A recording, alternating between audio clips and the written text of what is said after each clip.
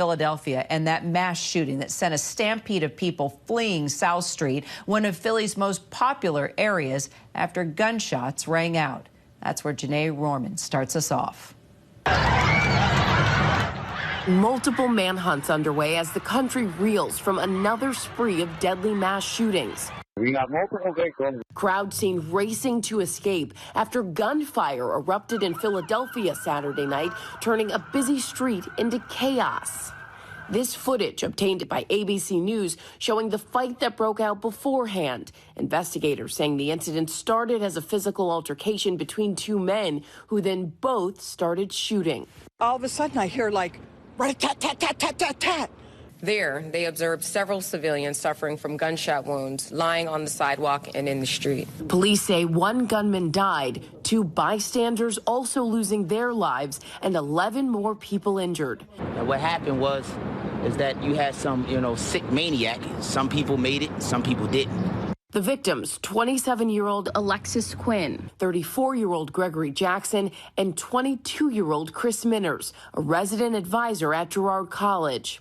In Chattanooga, Tennessee, Saturday night, 3 people killed and 14 more shot after authorities say multiple gunmen opened fire at a nightclub. Multiple shots fired. Multiple vehicles fleeing the scene. It's that city's second mass shooting in just the past week. I'm tired of standing in front of you talking about guns and bodies. Chattanooga will not tolerate this in our community. Our city will put a stop to this. According to the Gun Violence Archive, there have been at least a dozen mass shootings this weekend alone. Parents and children around the country on edge. My son is deathly afraid of school now.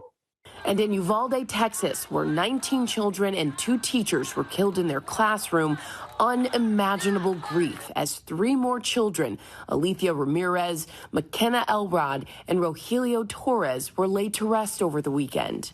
And today, there will be a funeral for 10-year-old Ellie Garcia, a 4th grader who loved basketball. And we know as summer gets underway, we tend to see more crime. So that's a concern, in addition to just the sheer number of firearms out there. In the incident here in Philadelphia, the full video shows both men had ample time to just walk away with both of their lives. Instead, they both had guns. Kira. Janae Norman, thanks for that update. And for more on the investigation, ABC News senior investigative reporter Aaron Katursky, also ABC's Alex Boucher, join me once again to talk about this. Aaron, let's talk about the latest on the situation in Philly. What more do you know about the investigation?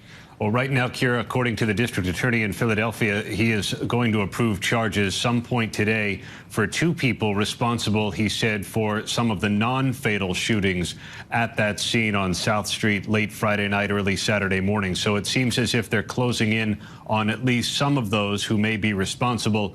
Those who actually killed people with gunfire, though, are still at large, it's believed. And so the authorities haven't said who they are or where they might be. And Alex, what has the response been like from Philly lawmakers on this latest mass shooting? Kira, it's echoing what we're seeing in other parts of the country, just sheer outrage. We saw this tweet from the governor, the Democratic Governor Tom Wolf, who said that, yes, his thoughts and prayers are with those injured and the loved ones left mourning. But legislators, enough gun violence, enough deaths, let's act. We also heard from Republican Senator Pat Toomey, who was a part of that subgroup of senators negotiating some sort of bipartisan deal. He says that potential solutions are on the table. They're going to continue those talks through the week, trying to cobble something together by Friday. And then also Representative Connor Lamb, who is a Democrat. And this was even after Uvalde says we cannot go on like this. We cannot continue to do nothing while children and teachers are getting murdered in their schools. So, Aaron, according to the Gun Violence Archive, we follow this obviously on a regular basis now. There have been at least 246 mass shootings so far this year. You've been with us covering this uptick in shootings across the country, every mass shooting we've been experiencing. Tell me about this rise that we continue to follow and how it's comparing to numbers from past years. What do you think is happening? It's right in line, Kira, with the numbers of mass shootings from this time last year. And last year represented a 66% increase over the prior year. So we are on track to continue what has become a fact of American life, major gun violence in urban settings, in suburban settings, across a wide swath of different communities with victims from teenagers to older people, and carried out by those who are perhaps part of criminal gangs, who may be acting alone, who obtain guns legally, who obtain guns illegally.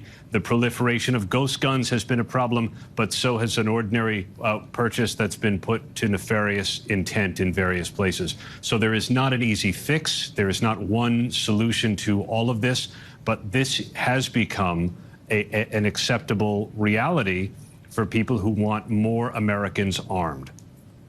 So, meanwhile, this new ABC News and Ipsos poll is showing that 70% of Americans think that enacting new laws to reduce gun violence should be a higher priority right now than protecting the right to own a wide variety of firearms. So, Alex, where is Congress at this moment with regard to these negotiations on gun reform? Well, Kira, we know that there is that small group of 9 senators that are working on some sort of bipartisan deal. They blew through a deadline today that was set by Senate Majority Leader Chuck Schumer. They're cautiously optimistic that they'll have something by the end of the week, but that is a goal, not a guarantee, as we've heard from members on that committee. And a couple of things that are being discussed. We've got incentives for states to implement red flag laws, also expanded background checks, and then something that was really important for Republicans in getting them at the table, incentives and funding for mental health and also school security. And Alex, the president says that he believes voters will make gun reform a priority at the polls. He said it a number of times now. We are in the thick of primary elections. You've been out on the road covering the primaries for us here at ABC. Where do voters fall on guns? And I'm sure it sort of depends on what state you're in as well.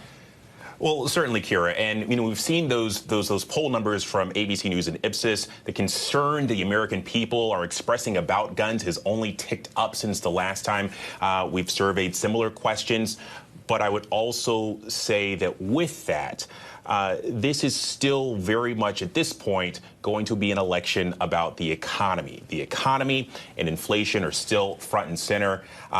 More than 8 in 10 Americans say the economy is either extremely or a very important issue in determining how they will vote. And in terms of top issues, whenever it comes to issue voting, top issues, you've got inflation as number 1, according to this latest poll, the economy second, and then gun violence. All right, Aaron, Alex, thanks, guys, so much. And tomorrow, ABC News will devote the entire day to a closer look at guns in America across all our programs. Tune in right here on ABC News Live.